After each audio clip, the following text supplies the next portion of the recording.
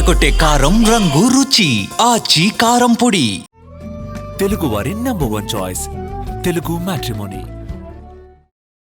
జగన్ ఫ్యామిలీని విడగొట్టింది వైఎస్ అవినాష్ రెడ్డే అని వ్యాఖ్యానించింది ఎవరో కాదు, పులివెందుల టీడీపీ నాయకులైనటువంటి బీటెక్ రవి.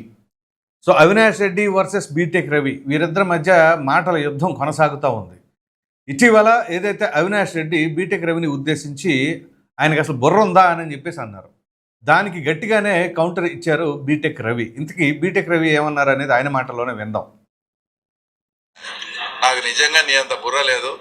ఎందుకంటే మీ మాదిరి బుర్ర అంటే ఏమీ తెలియనట్టు మీ మనిషిని మీరే ఇంట్లో చంపేసి ఏమీ తెలియనట్టు జమ్మల వరకు పోతా శివప్రకాశ్ రెడ్డి అన్న ఫోన్ చేసింటే నేను వచ్చినానని ఆడ చూస్తానే దానికి ఒక బ్లడ్ వామిటింగ్స్ అని ఒక కొత్త పేరు పెట్టి అవన్నీ రక్తం అందరినీ తుడిపించి ఆ కేసును మా మీద వేయాలని చూసేంత బుర్ర అయితే ఆ తర్వాత వాస్తవంగా మాకు లేదు. ఇంకోటి సొంత తల్లిని అడ్డం పెట్టుకొని నిన్ను అరెస్ట్ చేస్తా అంటే ఏ సంబంధం లేని సొంత తల్లిని అడ్డం పెట్టుకొని కర్నూలు హాస్పిటల్లో నువ్వు చేసిన హంగామా తర్వాత నీ అంత బుర్ర వాస్తవంగా నిజంగా మాకు లేదు నాయన, నీకే మంచి బుర్ర ఉంది మాకన్నా. తర్వాత డిగ్రీ గురించి మాట్లాడాడు. రైట్. సో ముందుగా ఆయన మాట్లాడింది ఏంటి అంటే, ఈ బుర్ర లేదు అన్నదానికి మీ అంత బుర్ర మాకు లేదు, సొంత మనిషిని చంపేసి కూడా ఆ రకంగా బ్లడ్ వామిటింగ్స్ అని అది అని ఇది అని చెప్పారు.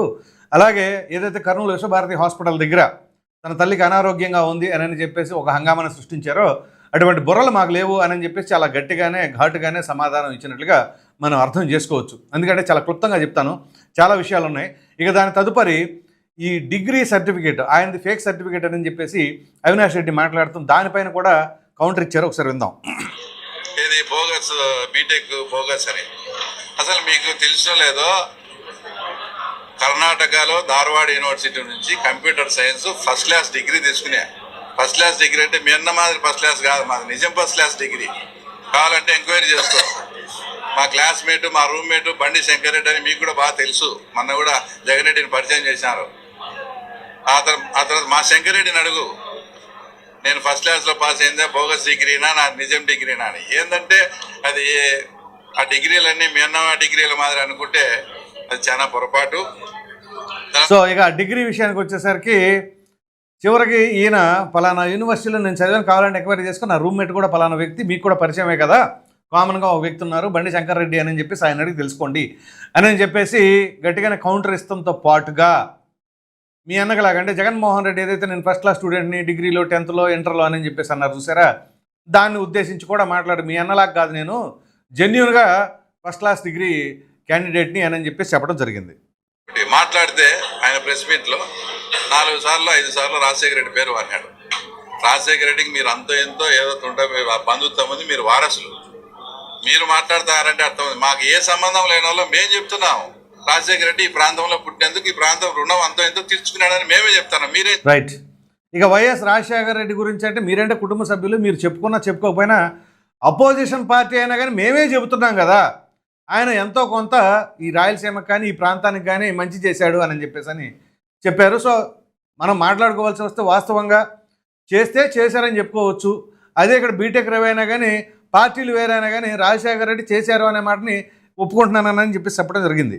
చెప్పేది రాజశేఖర రెడ్డి తర్వాత 2019 నుంచి 24 మధ్య మీరేం చేసినారు? రైట్, ఇది పాయింట్. అది కదా మా పాయింట్. ఏది కంప్లీట్ చేశారు అన్ని అసలు లాస్ట్ కు మీరు మీ సొంత ఇంటికి పోయే బాగ్రాపురంలో సిమెంట్ రోడ్లు కూడా వేసుకోలేకున్నారు. ఇప్పటికే పెండింగ్ ఉండి యాక్సిడెంట్ జరుగుతున్నాయి. మీరు ఎందుకు కంప్లీట్ చేయలేకపోయినారు? ఒక ముఖ్యమంత్రి కాబట్టి తాగునీటి సమస్య ఎందుకు? మళ్ళీ ఏం చెప్తారు, స్కీమ్ కంప్లీట్ చేసేదానికి మేము ఆర్టీఓకి రిప్రజెంటేషన్ ఇచ్చామని. తాగునీటికి సంబంధించిన సమస్య ఉందట, అలాగే వాళ్ళ రోడ్డు కూడా వేసుకోలేకపోయారట. మరి 3వ ఎంపీ అవినాష్ రెడ్డి, మరి గత ప్రభుత్వం వాళ్ళదే. అటువంటి తరుణంలో కూడా సొంత ప్రాంతంలో వాళ్ళ ఇంటి ముందు కూడా రోడ్లు వేసుకోలేకపోయారు. అలాగే ఉన్న ప్రాంతంలో సరైన నీటి సదుపాయం కూడా కల్పించలేకపోయారు అని ప్రశ్నించడం జరిగింది. ఇది చాలా కీలకమైన ప్రశ్న. ఎందుకంటే త్రాగునీరు అనేది మినిమం బేసిక్ నీడ్ కదా ప్రతి సామాన్యుడికి. అటువంటిది ఈ రోజుల్లో కూడా సరైన త్రాగునీరు అక్కడ సదుపాయం కల్పించలేకపోతున్నారు అని అంటే ఎంత నిర్లక్ష్యానికి గురి చేశారు ఆ ప్రాంతాన్ని. పైగా ఆ ప్రాంతం మీద మాకు పట్టుంది, కొన్ని దశాబ్దాలుగా వీళ్ళ గుప్పిట్లోనే ఉంది కదా, అయినా సరే అక్కడ తాగునీటి సమస్య ఉంది, దాన్ని ఎందుకు పరిష్కరించలేకపోయారు అని సబబుగానే ప్రశ్నించారు. ఇంకా చూద్దాం. క్లియర్ గా రిప్రజెంటేషన్ పేపర్ ఉంది మా దగ్గర. మున్సిపాలిటీలో తాగునీటి సమస్య ఉంది, దాన్ని తీర్చమని. మున్సిపాలిటీని పరిపాలించేది మీరే, 40 ఏళ్ల నుంచి పాలకులు మీరే.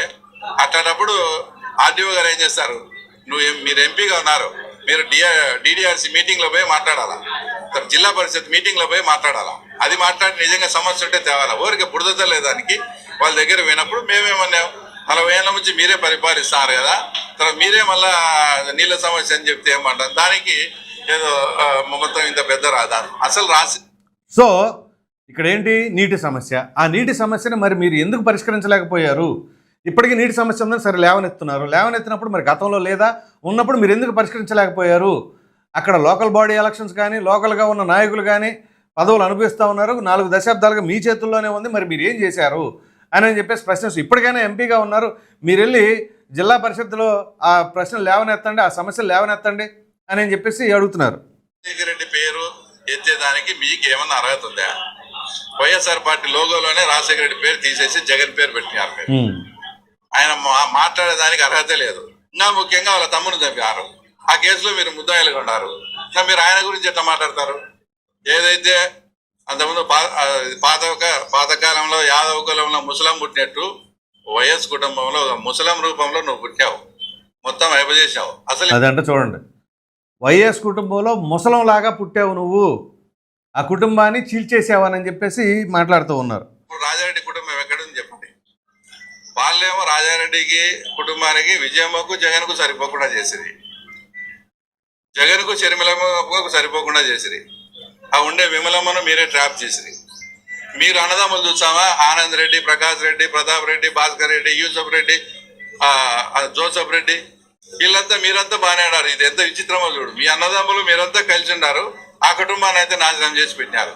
అది సో మీరంతా బాగానే ఉన్నారు అంటే వైఎస్ అవినాష్ రెడ్డి కుటుంబ సభ్యులందరూ కూడా వాళ్ళ అన్నదమ్ములు కావచ్చు, వాళ్ళందరూ బ్రహ్మాండంగా కలిసే ఉన్నారు. కానీ రాజశేఖర రెడ్డి గారి కుటుంబం రాజారెడ్డి గారి నుంచి ఏదైతే తదుపరి వస్తూ ఉందో ఆ రాజశేఖర రెడ్డి గారు ఆ తదుపరి వివేకానంద రెడ్డి గారిని హత్య చేయడమే కాకుండా మరలా అంటే ఆ కేసులో ముద్దాయిలుగా ఉన్నారని చెప్పి చెప్పడంతో పాటుగా ఇక్కడ వైఎస్ ఎవరైతే షర్మిల గారిని అలాగే విజయమ్మ గారిని ఎక్కడికక్కడ విడగొట్టేసింది, నువ్వే నాశనం చేసింది నువ్వే అని చెప్పేసి డైరెక్ట్ అటాక్ అనమాట. ఇది వైఎస్ అవినాష్ రెడ్డి చేశాడని చెప్పేసి డైరెక్ట్గా బీటెక్ రవి మాట్లాడారు అంటే ఇక దీనిని బట్టి అర్థం చేసుకోండి. ఎప్పటి నుంచో రాజశేఖర రెడ్డి గారు వీళ్ళను పొలిటికల్ గా చేరదీలనే ఒక కసి ఉన్నది మీకు. ఆ కసిని నీ రూపంలో నీట్ గా తీర్చుకొని బాగా టోటల్ గా రాజారెడ్డి కుటుంబాన్ని అయిపోజేశారు మీరు. రైట్. ఆయన చెప్తుంది ఏంటి, ఎప్పటి నుంచో రాజశేఖర రెడ్డి గారు వీళ్ళ దగ్గరికి రానిలేదు, అవినాష్ రెడ్డి కుటుంబ సభ్యులను కానీ వాళ్ళ ఫ్యామిలీని అసలు దగ్గరికి రానియలేదు అని చెప్పేసి కక్ష పెట్టుకొని ఆ రకంగా ఇవాళ వైఎస్ జగన్మోహన్ రెడ్డి ఫ్యామిలీలో ఉన్న సభ్యులందరినీ కూడా విడగొట్టేసింది, నాశనం చేసింది వైఎస్ అవినాష్ రెడ్డి అని చెప్పేసి ఘంటాపదంగా చెప్పారు. మరి దీనికి ఏమైనా సమాధానం చెప్తారా? సరే, వాళ్ళలో వాళ్ళు విడిపోయారా కలిసిపోయారా దానికంటే కూడా ఇక్కడ మనం ప్రధానంగా ఫోకస్ చేయవలసింది ఏంటి అంటే ప్రజా సమస్యలు. మరి ఇదే పులివెందుల నియోజకవర్గం కడప జిల్లాలో ఏ రకంగా వీళ్ళు ఆధిపత్య పోరానండి లేదా ఇంకోటి అనండి దేనివల్ల ఏమి జరిగిందో కానీ ఇక్కడ ఆ యొక్క సమస్యలను మాత్రం పరిష్కరించలేకపోయారు అని చెప్పేసి గట్టిగా ప్రశ్నిస్తున్నారు. మరి దానికి ఏం సమాధానం చెప్తారు? సరే, ఇప్పుడైనా సరే తప్పు అయిపోయింది, ఏదో అయిపోయింది, మరి ఆ జిల్లా పరిషత్ కార్యాలయం కన్నా వెళ్ళి దానికి సమస్యని లేవనెత్తి దానికి సంబంధించి అడగండి అని చెప్పేసి ఈయన అడుగుతున్నారు. తప్పే ఉంది? ఇక్కడ త్రాగునీటి సదుపాయం లేకపోవడం అంటే ఎంత బాధాకరమైన విషయం ఈ రోజుల్లో కూడా.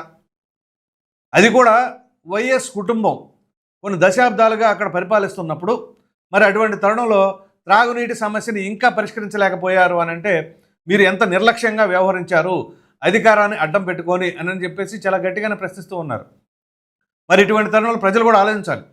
మరి మీకు కొన్ని దశాబ్దాలుగా ఆ నీటి సమస్య ఇంకా ఆ నీటి సమస్య పరిష్కారం కానప్పుడు ఏం జరుగుతుంది, పరిపాలకులు ఏం చేస్తున్నారు అనేది గట్టిగా ఆ పార్టీ కాదు ఈ పార్టీ కాదు ఏ పార్టీ అయినా సరే ఎవరైనా సరే సాధారణంగా ప్రజలకు కావాల్సింది ఏంటి, మినిమం బేసిక్ నీడ్స్ అనేవి ఫుల్ఫిల్ చేయాలి కదా. మరి ఇవాళ టెక్నాలజీ ఇంత దూసుకుపోతూ ఉంటే ఎక్కడెక్కడి నుంచో నీటిని తరలిస్తూ ఉండి త్రాగునీటి సమస్యను లేకుండా చేస్తున్న తరుణంలో ఇప్పటికీ అక్కడ ఆ సమస్య ఉంది అంటే మరి దాన్ని ఇంకెప్పుడు పరిష్కరిస్తారని అనుకోవాలి. సరైన రోడ్లు వేసుకోలేకపోయారట, తెల్లారలేస్తే మరి మీరందరూ అక్కడే తిరుగుతూ ఉంటారు. మరి అటువంటిప్పుడు అక్కడ మీ ప్రాంతంలోని రోడ్లు వేయలేకపోతే అక్కడ ప్రశ్నించట్లేదు ప్రజలు అని చెప్పేసి అనుకోవాలా? అంటే ప్రశ్నించే ధైర్యం ప్రజలు చేయలేకపోయారని అనుకోవాలా? లేదా మనల్ని ఎవరు అడుగుతారులే మనం ఏం చెప్తే అదే నడుస్తుంది అని చెప్పేసి వీళ్ళు కొంచెం నిర్లక్ష్య ధోరణితో ఉన్నారని చెప్పేసి అనుకోవాలా? సో అటువంటి రోజులన్నీ కూడా ముగిసిపోయినాయి. ప్రజలు ఇవాళ చైతన్యవంతులై ఉన్నారు. పైగా పూర్తి అవేర్నెస్ వచ్చింది. ఇప్పుడు ఉదాహరణకి ఏదైనా సరే సమస్య ఉందంటే ఆ సమస్య పరిష్కారం కావాలి అంటే దానికి నిధులు ఏ డిపార్ట్మెంట్ నుంచి కేటాయిస్తారు, ఏ అధికారి ద్వారా వస్తాయి, ఏంటి అని చెప్పి సదరు డైరెక్ట్గా వాళ్ళ దగ్గరికి వెళ్ళి అడగొచ్చు, నిలదీయొచ్చు. లేదా ముందుగా ఓ రిప్రజెంటేషన్ ఇవ్వండి. ఆ రిప్రజెంటేషన్ ఇచ్చినప్పుడు దాని స్టేటస్ ఎంతవరకు వచ్చింది, పోనీ 2 నెలల, 3 నెలల, పోనీ 6 నెలల, సంవత్సరమా, దాని తర్వాత దాన్ని ఫాలో అప్ చేసుకొని ఎప్పటిలోగా పరిష్కారం అవుతుంది అని చెప్పేసి ప్రజలు కూడా కొంచెం గట్టిగానే ఫోకస్ చేసి ప్రశ్నించాలి సదరు అధికారుల్ని. సో అలా చేస్తేనే ఇవాళ మనం సమాజంలో ప్రతి ఒక్కరు కూడా బాధ్యతగా వ్యవహరిస్తున్నట్లుగా ఉంటుంది.